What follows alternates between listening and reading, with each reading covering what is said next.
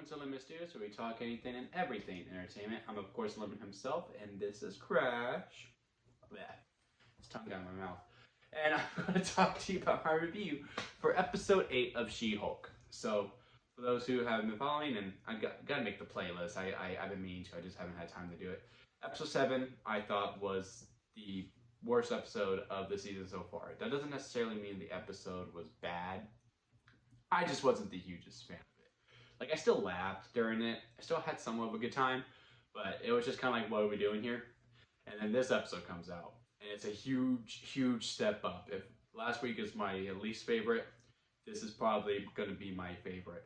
And yeah, the man finally shows up. Daredevil is in this episode, and he's in it for a lot. I said last week, I was like, I don't really expect him until episode 9 now, and he just, in that one scene that we see from the trailer, because I just really thought they were going to Dr. Multiverse of Madness us again and just have him in it. But no, he's in this for the whole entire episode. It's not his episode. He's a great supporting to Jennifer, but you know, this is his special guest star episode. I mean, he's in it basically from the get-go. And I liked how it was set up. What this show did is that they kind of strayed away from sitcom writing, which is necessarily every third line needs to be a joke. Because, you know, you got to keep the laughs going. In this episode, I didn't necessarily feel that. If they were still doing that, it felt much more natural to me. And also, this really finally felt like a superhero law show because there was lawyering. I mean, the whole lawyer scene between Matt and Jennifer, I felt like that, oh crap, what's her name? From Bodies, Bodies. I forgot. If you've seen the movie, you know which character I'm talking about, where basically whatever the last thing is said, you just agree with. Because Jennifer would say something like, that's the point. And then Matt would say something like, that's also true. And then Jennifer, I would just be going back and forth because I was just like, yeah, they're both making great points. And Matt wins the case. That's how you put them both over, because Matt won the case, but then when She-Hulk and and Daredevil fight, She-Hulk wins the fight. Which, you know, obviously makes perfect sense. The show is called She-Hulk. I'm sure if this was in Daredevil would have found a way to win that fight. And then Jennifer would have won the case. And I also really enjoyed their scene at the bar. It still felt like Daredevil from the Netflix show, just a little more hammed up on the comedy. I didn't really see a difference in the characters, personally.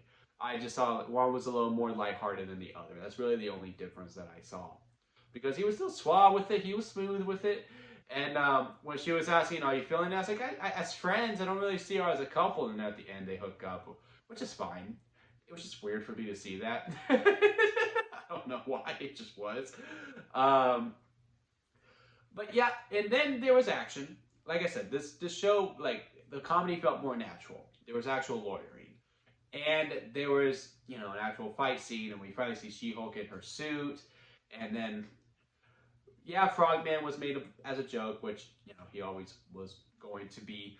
And then we got a big twist at the end, where we finally, Intelligentsia, I believe is the group's name, finally revealed. Well, they don't reveal themselves, so we don't know who all the members are yet.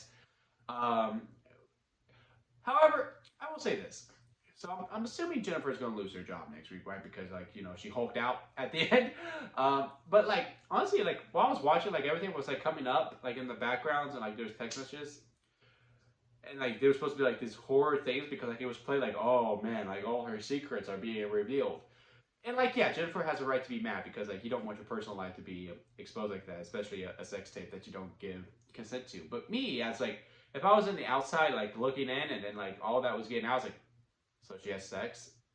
I mean, you're the piece of shit. You recorded it without her consent.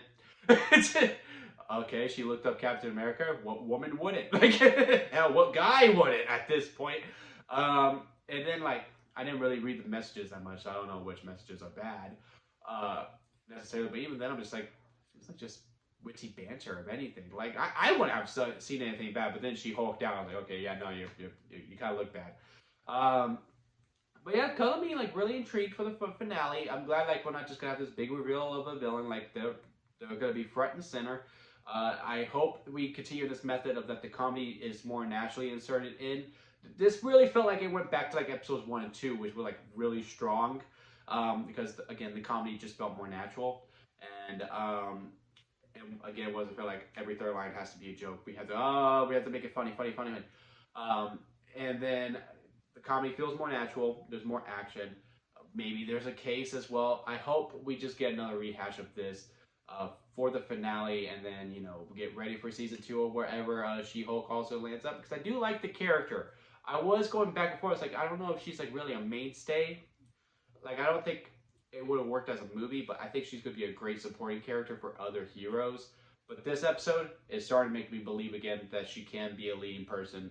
She could be a main title character. But yeah, let me know what y'all think of She-Hulk episode 8 down in the comment section below. If you like this video, give it a thumbs up. And if you like me, hit that subscribe button as I'm trying to grow into my YouTube career. And that'll be it for me, guys. I'll see you here next time at Lemon Studios.